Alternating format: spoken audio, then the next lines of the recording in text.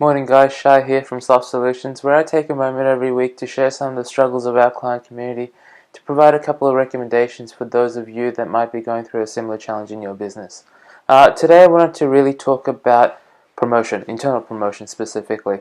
I'm a big believer that a company is really only as good as their people, and the people need to be nurtured. You can't necessarily just bring in a whole bunch of tech stars and ensure that you're going to have a successful company. So for me, it's about having the right people in the right places. So sometimes that's not necessarily your best technical person as a manager, which is basically the theme of the video today.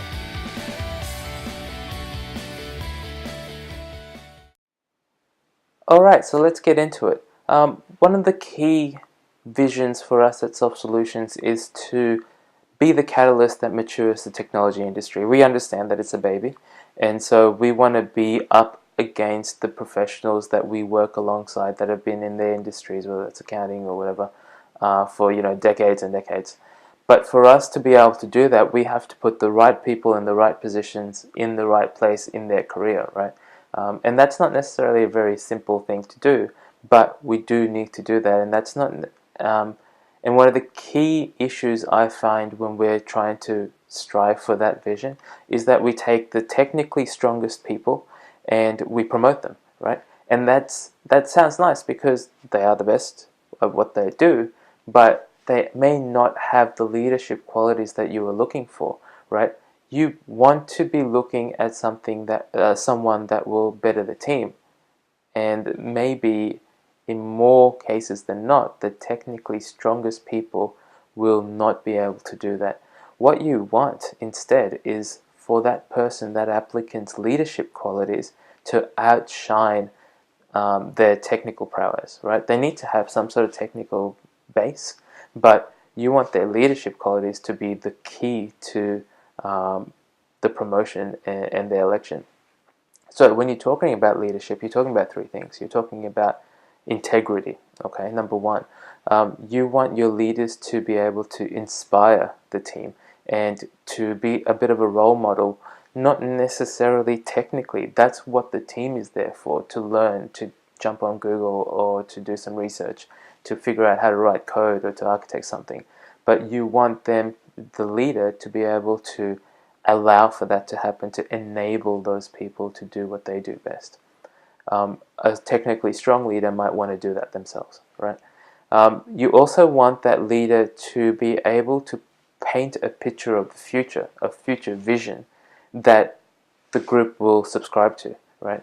If that leader is unable to do that, what will happen is you kind of have this stop-start mentality in your team and you're not really getting anywhere fast.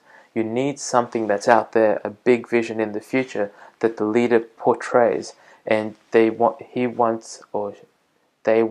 the team to subscribe to that and walk towards that with that leader.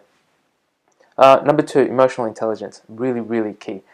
At its very base, emotional intelligence basically just means knowing who you are, right? Which means that a lot of leaders should be boring people. Not necessarily because they don't get worked up or they aren't passionate, but because you should be able to understand their reactions. They should be a bit of a known quantity. The other part of emotional intelligence is that once you know who you are able to say, these are my weaknesses, and you can be humble, right? And that humility will go really far in a team, especially in a tech team, because you can't know everything. You can't be a guru of everything.